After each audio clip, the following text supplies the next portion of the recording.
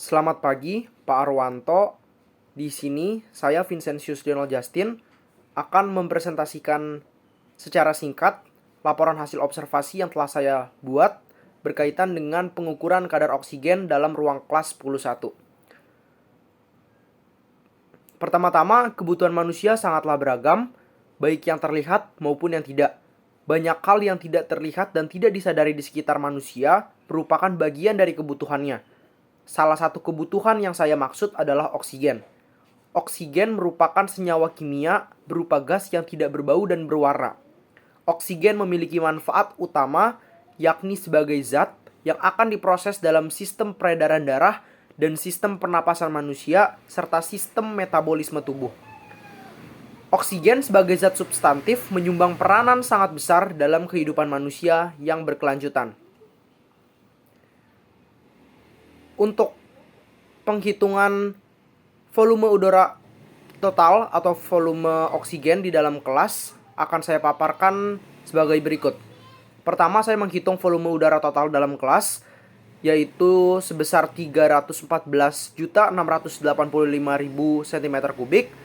Kemudian volume total meja adalah 7.692.300 cm3. Volume lemari dan papan depan kelas 5.184.000 cm3. Volume meja guru 340.000 cm3. Volume kursi murid 4.596.732 cm3. Volume AC 283.416 cm3. Volume air purifier 38.400 cm3. Dan yang terakhir adalah papan pengumuman di belakang kelas dengan volume 282.180 cm3. Kemudian jumlah udara di dalam kelas saya kurangi dengan komponen atau benda dalam kelas, yaitu 314.668.500 dikurangi dengan jumlah komponen tadi yang kemudian menghasilkan 296.268.002 cm3. Kemudian 296.268.002 dikali 23% untuk menghasilkan jumlah oksigen bersih di dalam kelas, yaitu 68.141.640,6 cm3. Kemudian jumlah udara yang dihidup manusia per menit 24 dikali 4.000, yakni sekitar 3.552.000 cm3. Kemudian 3.552.000 cm3 saya kali 23%, ya, jadi 816.900 cm3. Kemudian yang terakhir adalah saya menghitung total volume oksigen di dalam kelas dikurangi dengan jumlah murid di dalam kelas. Pertama, saya paparkan volume oksigen total di dalam kelas, yaitu 68.141.640,6 cm3, lalu dibagi dengan 30.225.300 cm3, di mana angka ini merupakan volume oksigen yang dihirup per orang dikali 37 orang. Jadi sama dengan setelah 68 juta sekian dibagi 30 juta sekian sama dengan 2,2544 jam atau sekitar 2,3 jam. Jumlah udara dalam ruang kelas 10.1 maupun udara yang dihirup oleh para murid dikali 23%. Karena tadi udara yang dihidup manusia tidak 100% oksigen atau oksigen murni. Dan terdapat banyak unsur lainnya seperti nitrogen, karbon dioksida, argon, dan sebagainya. Berdasarkan kalkulasi di atas ditemukan hasil final bahwa oksigen dalam ruang kelas 10.1 dapat digunakan selama 2,3 jam. Jadi sebenarnya murid kelas 10.1 hanya dapat hidup dan bernapas dalam kurun waktu 2,3 jam. Lantas pertanyaannya, mengapa selama 8 jam pembelajaran murid 10.1 tetap dapat hidup dan bernapas? Alasannya simpel, karena terdapat ventilasi, jendela, dan celah terselubung yang memungkinkan terjadinya sirkulasi udara, sehingga oksigen dari luar kelas dapat terus masuk ke dalam dan karbon dioksida di dalam kelas keluar dari ruangan. Kemudian kajian yang telah saya lakukan ini mengingatkan pada saya dan pada penonton bahwa setidaknya ada 4 hal yang ingin saya garis bawahi. Pertama, pentingnya oksigen. Oksigen adalah hal yang penting. Walaupun oksigen tidak terlihat, tapi oksigen memainkan peranan yang sangat besar dalam sistem respirasi dan peredaran tubuh manusia. Kedua, jumlah oksigen sangat terbatas di dalam sebuah ruang tertutup. Oleh karenanya, manusia harus mulai memikirkan strategi supaya oksigen tidak lagi menjadi hal yang langka.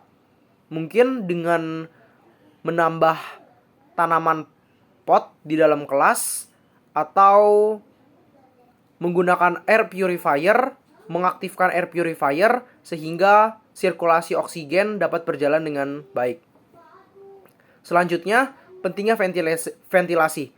Tadi saya sudah jelaskan kalau misalnya 2,3 jam adalah waktu yang pas bagi murid-murid kelas 10 untuk belajar. Tetapi kenapa setelahnya murid-murid masih bisa belajar? Karena ventilasi ini.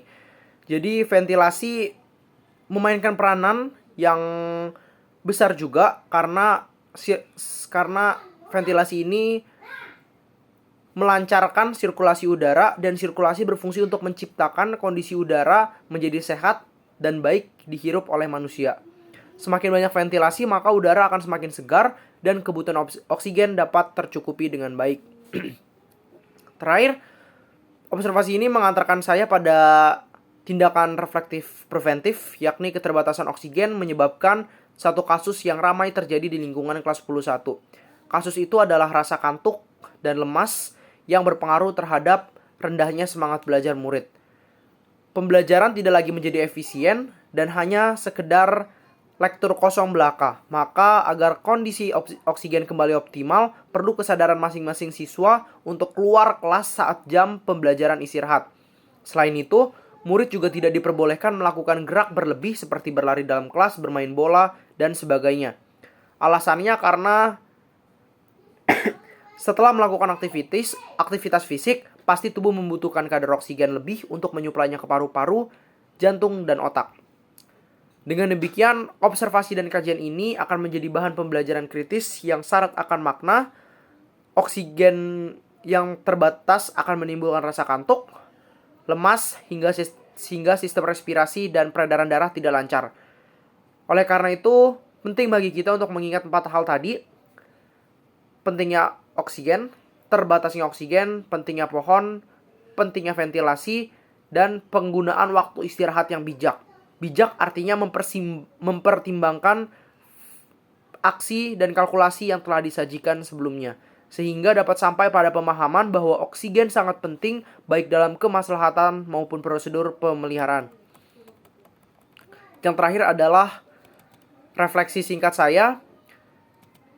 Intinya, saya cukup merasa kesulitan pada materi pembelajaran LHO ini karena saya sulit membagi waktu. Di antara banyaknya tugas yang ada, saya juga harus mengerjakan laporan ini. Saya harus mengukur kelas dan mencari berbagai sumber untuk melakukan kalkulasi yang eksak atau yang dapat dipertimbangkan, dapat diterima dengan logis, dapat diterima oleh akal sehat. Jadi saya tidak bisa sembarangan melakukan perhitungan.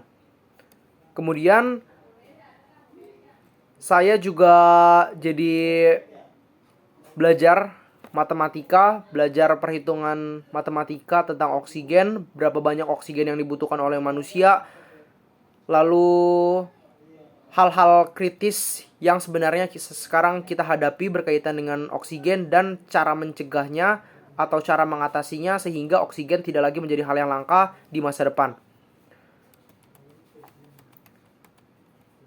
Kemudian ditinjau dari aspek leadership, saya belajar untuk memimpin diri saya sendiri dengan melahirkan kesadaran dalam diri tentang terbatasnya oksigen yang dimiliki sehingga saya harus keluar pada saat jam pelajaran istirahat dimulai.